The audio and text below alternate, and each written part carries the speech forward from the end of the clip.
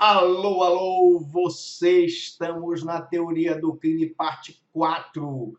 Eu sou o professor Franklin Lobato, mestre em Ciências Jurídico-Políticas, doutor em Governança Global, Estado de Direito, e aqui é o curso Tudo que você queria saber sobre Teoria do Crime e não tinha coragem de perguntar.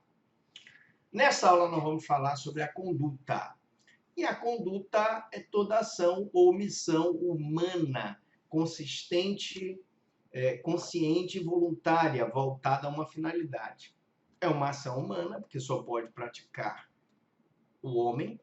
O animal, ele pratica a conduta, mas quem é responsabilizado é o homem se ele é um agente garantidor. Essa conduta humana tem que ter consciência do fato e a vontade de produzir um resultado naturalístico. Muitas das vezes o crime não tem resultado naturalístico ou não exige o resultado naturalístico, como é no caso o concurso, os crimes formais e os de mera conduta. A ação ou omissão são as duas formas que a conduta se exterioriza no mundo concreto, por meio de fazer ou não fazer. O pensamento é irrelevante. Enquanto a conduta estiver só no desejo, não existe o fato típico. No caminho do crime, nós vamos aprender que a mera cogitação do crime, se ela não é exteriorizada, se ela não passa a ser ato executório, não é considerada crime. O pensamento é irrelevante, ainda que você pense, tem um pensamento criminoso.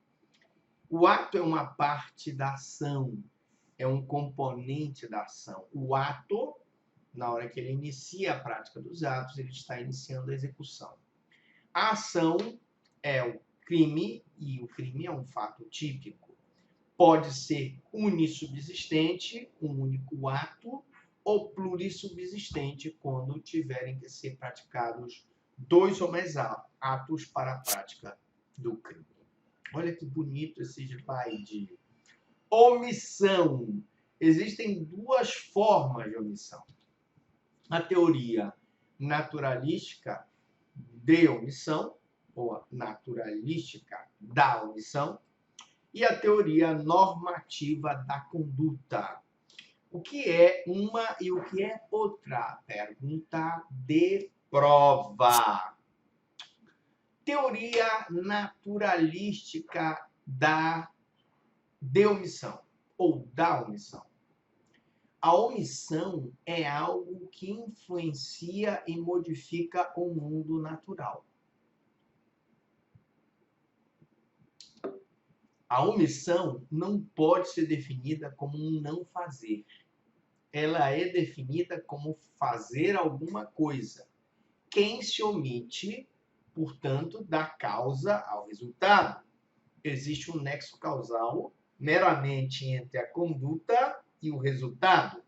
Então, basta que a pessoa se omita para que ela seja responsabilizada por essa teoria naturalística da omissão.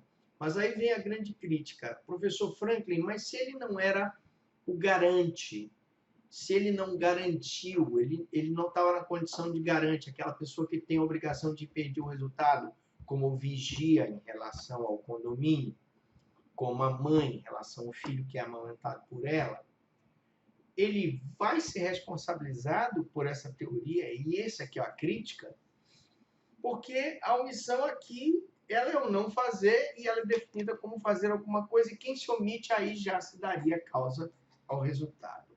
Bom, essa teoria, ela foi aperfeiçoada pela teoria normativa da conduta. O que é a teoria normativa da conduta? A omissão é um nada, e um nada não pode causar coisa alguma. Quem se omite não dá causa ao resultado. Não existe um nexo causal entre a omissão e o resultado. Excepcionalmente, porém, embora não exista um nexo causal entre algumas hipóteses e o resultado, poderá ser imputado ao omitente somente quando a norma lhe impuser o dever legal. Esta foi a teoria adotada pelo nosso Código Penal. Então, qual foi a teoria adotada pelo nosso Código Penal em relação à omissão? Teoria normativa da conduta, que diz que eu não considero a omissão como tendo um nexo causal com o resultado, a não ser que o resultado ele seja provocado pelo não cumprimento do dever legal do garante, a pessoa que está ali obrigada a garantir que a situação não aconteça. O vigia que está obrigado a impedir o assalto. Na próxima aula, nós vamos ver a parte do dever jurídico de agir. Mas, professor Franklin, quem é que tem o dever jurídico de agir? Isso nós vamos ver na próxima aula. Alguma dúvida, alguma pergunta?